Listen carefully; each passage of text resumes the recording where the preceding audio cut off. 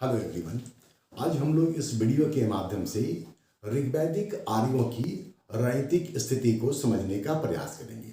अगर हम लोग आर्य सभ्यता की बात करें तो आर्य सभ्यता वैदिक सभ्यता के अंतर्गत आएगा और वैदिक सभ्यता के दो हिस्से हैं, एक ऋग्वैदिक और दूसरा उत्तर वैदिक काल। आज हम लोग ऋग्वैदिक आर्यों की राजनीतिक स्थिति को समझने का प्रयास करेंगे। अगर हम लोग ऋग्वैदिक आर्यों के राजनीतिक स्थिति को समझने का काम कर रहे हैं तो सबसे पहले हम लोगों को ये जानना होगा कि उनकी अर्थव्यवस्था का आधार क्या था, क्योंकि अर्थव्यवस्था राजनीतिक स्थिति को प्रभावित करने में महत्वपूर्ण भूमिका निभाती है। तो ऋग्वैदिक आर्यों की जो अर्थव्यवस्था थी वो पशुपालन पर आधारित थी और पशुपालन पर आधारित अर्थव्यवस्था में ये बड़ा स्वाभाविक है कि इनके जीवन में पशुओं का बड़ा महत्व होता और पशुओं का अगर महत्व है तो पशुओं के लिए चारागाह का भी बड़ा महत्व रहा होगा। इस बात से कदापि इनकार नहीं किया जा सकता है। ऋग्वैदिक आर्यों की राजनीतिक स्थिति इस बात से स्पष्ट होती है कि जब आर्य सप्त सैंधव प्रदेश में आकर के और निवास कर रहे थे तो वहां उनको अनेक प्रकार के समस्याओं का सामना करना पड़ा। ये समस्या था बेसिकली चारागाह को लेकर के ही, क्योंकि चारागाह की आवश्यकता उनको स्वाभाविक तौर पर होती होगी। ऋग्वैदिक आर्यों के राजनीतिक संगठन को अगर हम लोग समझें तो इसको हम लोग इस प्रकार से देख सकते हैं। कुल या कुटुंब, ये इनके राजनीतिक पद सोपान में सबसे निचले स्तर का संस्था है, जिसके ऊपर ग्राम होगा, ग्राम के ऊपर विष और विष के ऊपर जन। जन का मतलब कबीला, जन का मतलब कबीला होता है। ये जो कुल है ये रक्त संबंधों पर आधारित होती थी और कुल का जो प्रधान होता था वो कुलप कहलाता था, जबकि कई कुल मतलब कई परिवार मिलकर के और ग्राम का निर्माण करते थे और ग्राम का प्रधान ग्रामीण होता था।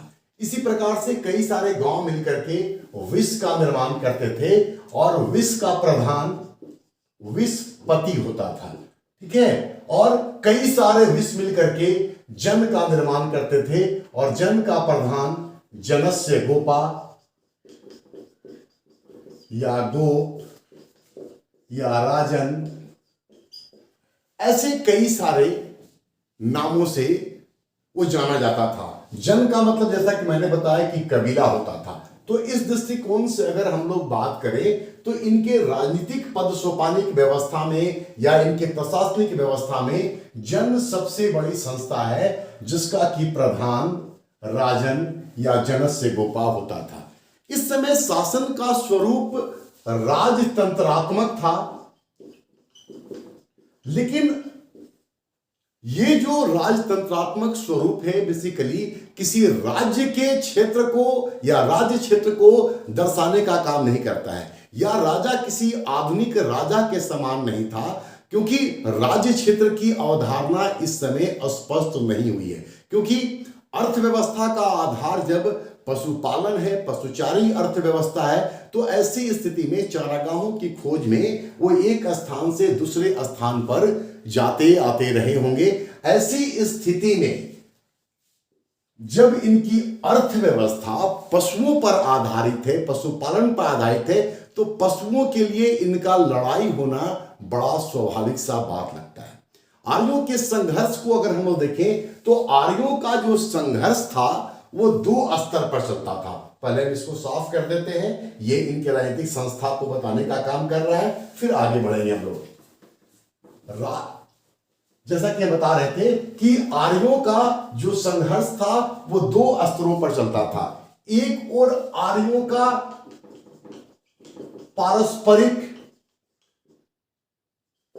पारस्परिक संघर्ष होता था, तो दूसरी ओर उनका संघर्ष यहां के अनार्यों या जिसको हम लोग मूल निवासी कह सकते हैं उनके साथ इनका संघर्ष होता था। तो आर्य जो थे वो कई जनों में, जन का मतलब जैसा कि मैंने आपको बताया समूह होता था, और ये कई सारे समूहों में विभक्त होते थे, जिसमें कि पंचजन्य का नाम जो है वो बड़े ही प्रमुखता से लिया जाता है, जिसमें ये 5 जन थे, पुरु, यदु, अनु, तुर्वश और द्रह्यु। ये पंचजन थे और ये सबसे प्रमुख जनों में शामिल था, जिसका कि ऋग्वेद में कई बार उल्लेख हुआ है। ठीक है, दूसरी ओर कई सारे अनार्यों के नाम भी मिलते हैं। कई सारे अनार्य जो जातियां थी उनका भी उल्लेख नजर आता है, जैसे कि यक्ष, यज, कीकट, सिसरु और पिशाच। ये अनार्यों का नाम भी मिलता है। तो आपस में भी इनका संघर्ष होता था और इनका संघर्ष इनके साथ भी होता था। अब सवाल ये उठता है कि आर्य जो विभिन्न जनों में विभाजित थे, आपस में क्यों संघर्ष करते थे? तो इनके पीछे संघर्ष का जो मुख्य कारण होगा वो या तो वर्चस्व की लड़ाई होगी, जो अलग अलग जन थे अपने वर्चस्व, अपने डोमिनेंस के लिए लड़ते होंगे, या चारागाहों के लिए लड़ते होंगे। तो ये लड़ाई का मुख्य कारण था। जबकि अनार्यों के साथ लड़ाई के पीछे 2 प्रमुख कारण थे। पहला तो ये कि ये जो अनार्य थे इनको दास दस्यु और पन्नी भी कहा गया है। और इनका एक जो महत्वपूर्ण कार्य था वो कार्य था आर्यों की पशुओं को चोरी करना। स्वाभाविक सा बात है, अगर ये लोग आर्यों के पशुओं की चोरी कर रहे होते हैं तो उनसे संघर्ष स्वाभाविक था। दूसरा ये कि जो अनार्य थे वो वैदिक धर्म को नहीं मानते थे, पुरोहितों का सम्मान नहीं करते थे, जबकि आर्यों के द्वारा वैदिक धर्म को मान्यता दी गई थी और उनके जीवन में पुरोहितों का बड़ा ही महत्व था। तो आर्य और अनार्यों के बीच में लड़ाई का एक कारण था। आर्यों के पारस्परिक युद्ध की अगर बात करें तो उनके पारस्परिक युद्धों में दासराग्य युद्ध, बैटल ऑफ 10 किंग्स, इसका जो उल्लेख है वो ऋग्वेद में बड़ी ही प्रमुखता से किया गया है। इस युद्ध का वर्णन ऋग्वेद के 7वें मंडल में नजर आता है, जिसमें एक और भरत कबीला के जो प्रमुख थे, जिनको आप राजन या जनक से गोपा कह सकते हैं, वो भरत कबीला के प्रधान थे सुदास। और सुदास की जो लड़ाई होती है वो एक परिसंघ से होता है, जिसमें कि 10 राजाओं का एक संघ होता है। इस परिसंघ में शामिल कौन है? तो पंचजन्य, जिसका नाम अभी हमने बोर्ड पे लिखा था, पुरु, यदु, अनु, तुर्वस और द्रह्यु। इसके अलावा अलीन, पख्त, भलानस, शिव प्लस विशानी, ये एक तरफ थे, जिसमें कि ये 10 राजाओं का परिसंघ है। पंचजन प्लस अलीन, फक्त, भलानस, शिव और विशानी, ये लोग भरत कबीला के सुदास से लड़ाई करते हैं। इस परिसंघ का नेतृत्व करने वाला जो जनजातीय राजन या प्रधान था उसका नाम था मेद। और इस परिसंघ की ओर से विश्वामित्र भी भरत कबीला के खिलाफ लड़ाई में शामिल होते हैं, जबकि सुदास की ओर से या भरत कबीला की ओर से वशिष्ठ भी शामिल होते हैं। ठीक है, तो ऋषि मुनियों का, पुरोहितों का भी यहां पर योगदान इस संघर्ष में नजर आता है। और जैसा कि मैंने आपको बताया था कि आर्य जो थे वो पुरोहितों का बड़ा सम्मान करते थे, और वशिष्ठ और विश्वामित्र का नाम भी हम लोग यहां देख रहे हैं। खैर, इस लड़ाई में, जिसका कि वर्णन 7वें मंडल में ऋग्वेद का किया गया है, इस लड़ाई में भरत कबीला की जीत होती है, सुदास की जीत होती है। इस जीत से बताने की आवश्यकता नहीं है कि इनकी सामाजिक, इनकी राजनीतिक प्रतिष्ठा काफी बढ़ी, न सिर्फ व्यक्तिगत रूप से सुदास का बल्कि भरत कबीला का भी। और इस भरत जन या भरत कबीला के नाम पर ही अपने देश का नाम भारत रखा गया है। तो जन इनके राजनीति का सबसे सर्वोच्च संस्था थी। जन का जो प्रधान था वो राजा था। लेकिन इस काल में जो लड़ाइयां होती थी, चाहे वो आर्यों के साथ हो या फिर अनार्यों के साथ हो, ये लड़ाई किसी राज्य क्षेत्र के लिए नहीं होती थी, क्योंकि ऋग्वेद में राज्य क्षेत्र का उल्लेख नहीं किया गया है। हालांकि राज्य शब्द का एक बार ऋग्वेद काल के अंत में उल्लेख हुआ है, जो इस ओर कहीं ना कहीं इशारा करता है कि शायद ऋग्वैदिक काल के अंत होते होते तक राज्य की जो अवधारणा थी सो स्पष्ट होने लगी थी।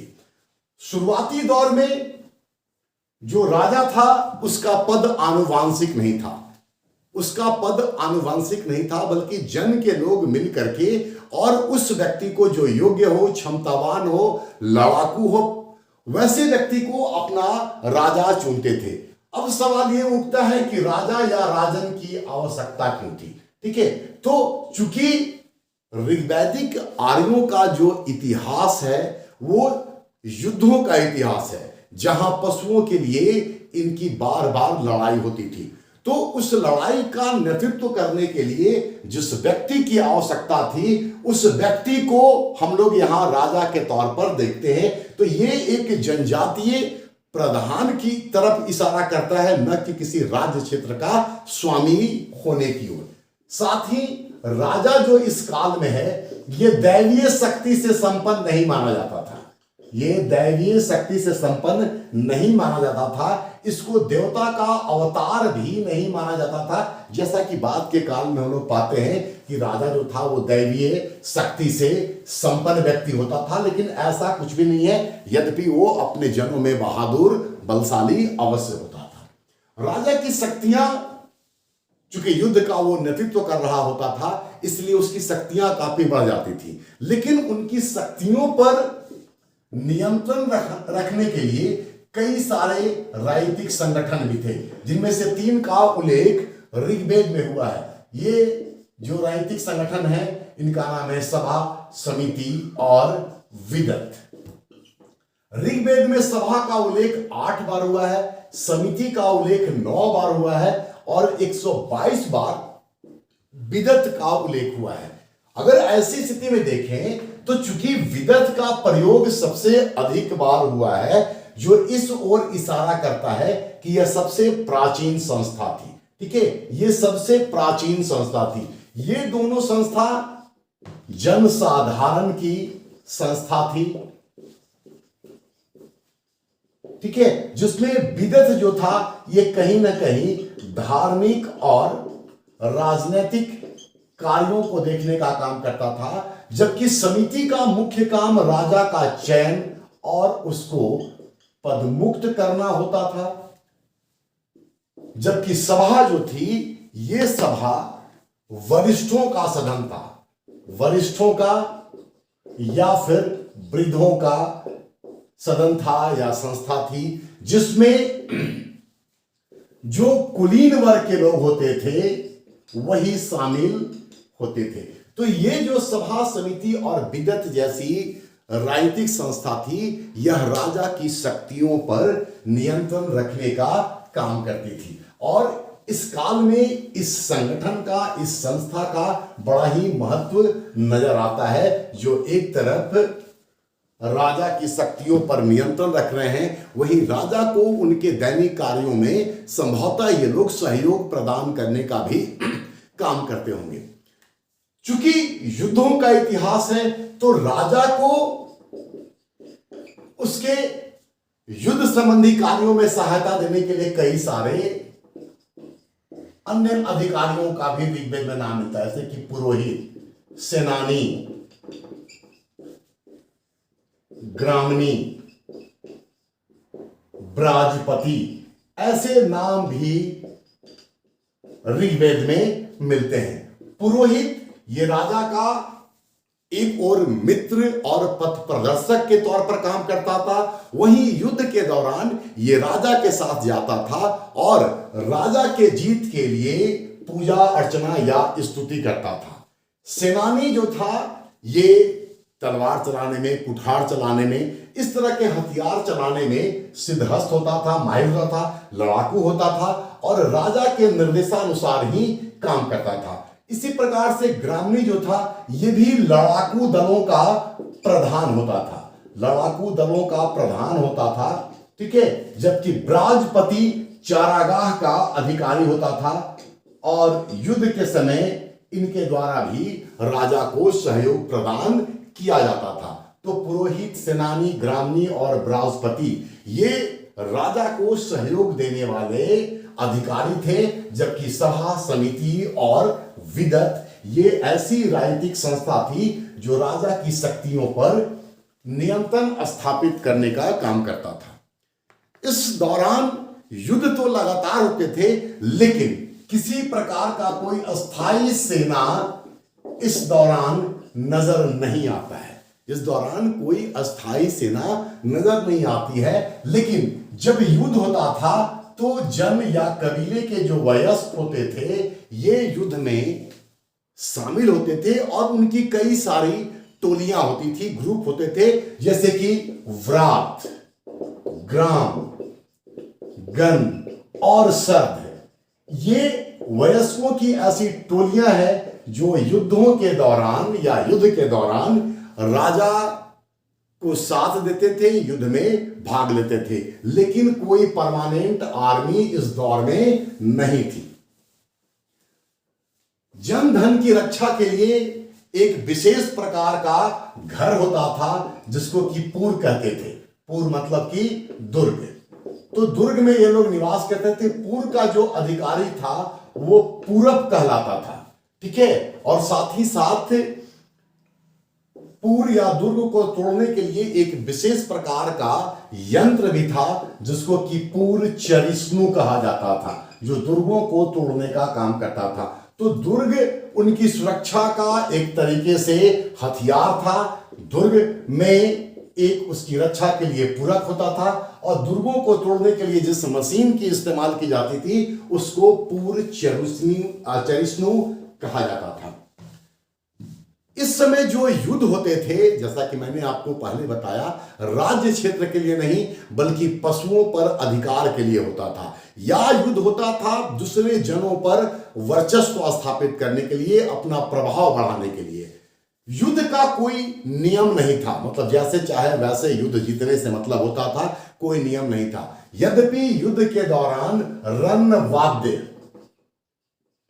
मतलब जिसको हम लोग मार्चिंग सॉन्ग बोलते हैं, विगुल बजता था, ठीक है, पताका का इस्तेमाल होता था, लोग कवच का भी इस्तेमाल करते थे और शिरस्त्राण जिसको कि हम लोग हेलमेट कहते हैं, इसका भी प्रयोग युद्ध के दौरान किया जाता था। इस दौर में परमानेंट आर्मी नहीं थी, हम आपको बता चुके हैं।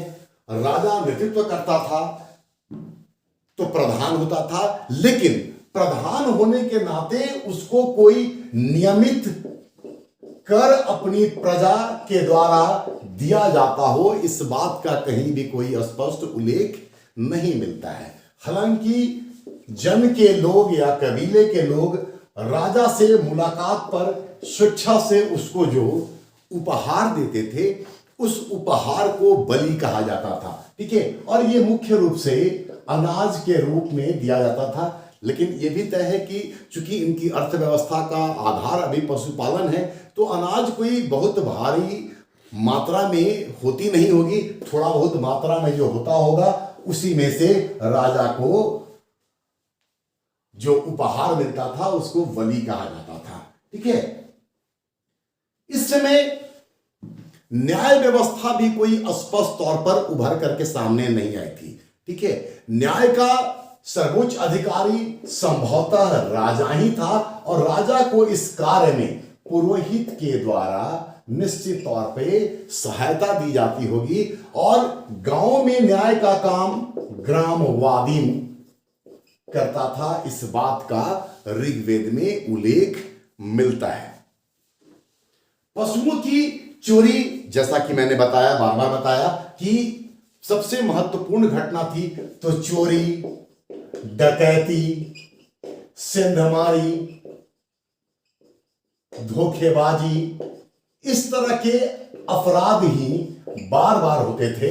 और पशु चोरों का पता लगाने के लिए ऋग्वेद में उल्लेख है कि भगवान इंद्र ने एक कुतिया पाल रखा था, जिस कुतिया का नाम सारंध्रा था। ठीक है, सारंधा या सारंध्रा, ये एक कुतिया थी जो पशु चोरों का पता लगाने का काम करती थी। इस समय न्याय की दिव्य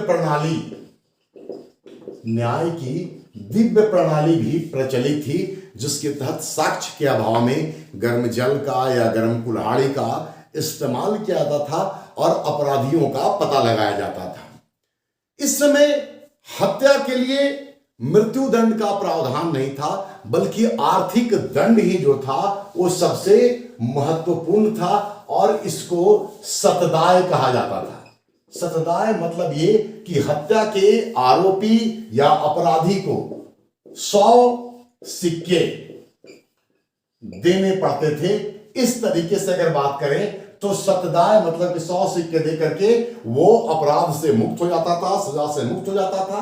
तो जिस व्यक्ति की हत्या हुई उसको सतदाम कहा जाता था, क्योंकि उसकी कीमत 100 सिक्के के बराबर होती थी।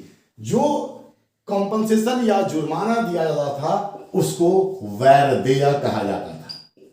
इस तरह के अपराध में बिचौलिया का काम करने वाला एक व्यक्ति भी था, जिसको कि मध्यमासी कहा जाता था, जो कि समझौता कराने का काम करता था। ऐसे टर्म हम लोगों को इस टॉपिक में याद कर लेना चाहिए कि मध्यमासी क्या है, तो सतदाय और सतदाम क्या है, ये जान लेने से हम लोगों के लिए थोड़ा आसान हो जाएगा। इस दौर में आम लोगों के आचरण पर निगाह रखने के लिए गुप्तचर भी था, जिसको कि अस्पष्ट कहा जाता था। साथ ही उग्र और जीवग्रीव नामक अधिकारी का भी नाम मिलता है, जो संभव है कि अपराधों पर नियंत्रण रखने का काम करता होगा, जो शायद उस दौर में पुलिस व्यवस्था की ओर इशारा करता हुआ नजर आता है। तो कुल मिलाकर के आर्यों की जो राजनीतिक स्थिति है वो उनकी अर्थव्यवस्था से कहीं ना कहीं मतलब डिसाइड होती है। उसका निर्णय अर्थव्यवस्था के आधार पर ही होता है, क्योंकि अर्थव्यवस्था पशुचारी थी। पशुचारी अर्थव्यवस्था में पशुओं के लिए लड़ाई स्वाभाविक था। इस लड़ाई के कारण एक ऐसे व्यक्ति की आवश्यकता है जो इसका नेतृत्व कर सके।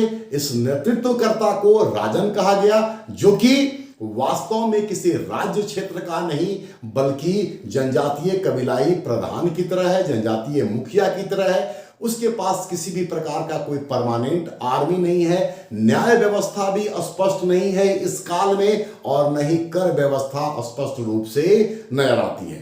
ठीक है, युद्ध के समय में युवाओं का, वयस्कों का महत्वपूर्ण भूमिका होता था। राजा का पद इस समय आनुवांशिक नहीं था, बल्कि जन के लोग ही मिलकर के किसी महत्वपूर्ण व्यक्ति को, जो युद्ध में उनका संचालन कर सकता हो, जो ताकतवर हो, शक्तिशाली हो, बुद्धिमान हो, उसको अपना राजा चुनने का काम करते थे। यद्यपि समय के साथ राजा का पद आनुवंशिक हो गया। राजतंत्रात्मक शासन व्यवस्था जरूर है, लेकिन राजतंत्र आधुनिक राजतंत्र की तरह बिल्कुल भी नहीं है।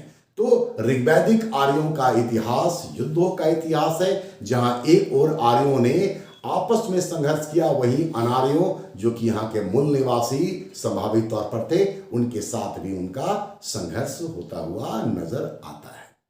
Thank you. अगर आपको पसंद आया हो तो आप निश्चित तौर पे इसको लाइक करें, सब्सक्राइब करें और अपने दोस्तों के साथ शेयर करें। Thank you.